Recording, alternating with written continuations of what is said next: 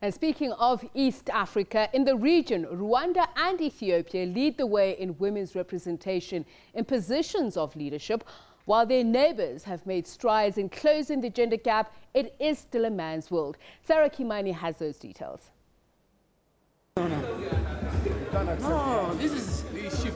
August this year, Kenyan women members of parliament staged a white headscarves protest to demand that the August House expedites the passing of a law which seeks to reduce gender imbalances in the country's leadership positions. According to the 2010 Kenyan Constitution, not more than 2/3 of elective public bodies shall be of one gender.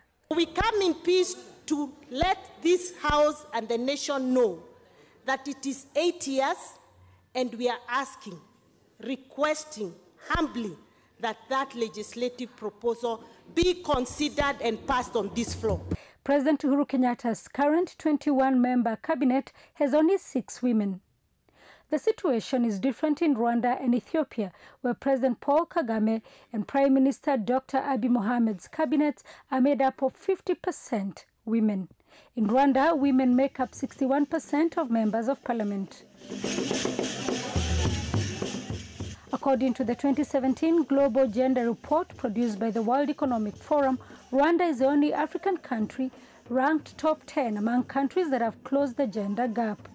Opinion on the streets of Nairobi is varied on how Africa can have more women in positions of leadership.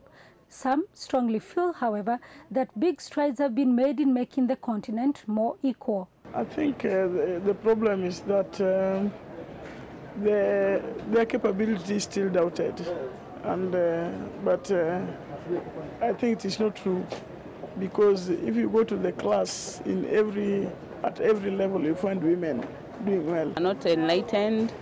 Some have the fear to go for those leadership positions. Put this image in our mind that men should lead, like ladies, we're just there to maybe support. Poverty, because women don't own properties, women don't have rights. Rights of women are lesser human rights, quote unquote. So really, with nothing in your hands, we know what campaign entails. For example, hiring vehicles, security, that kind of thing. And probably women do not have that financial muscle. So probably these are some of the challenges that have led us to be where we are today. I think they can work for it, not just sitting and waiting there to be nominated.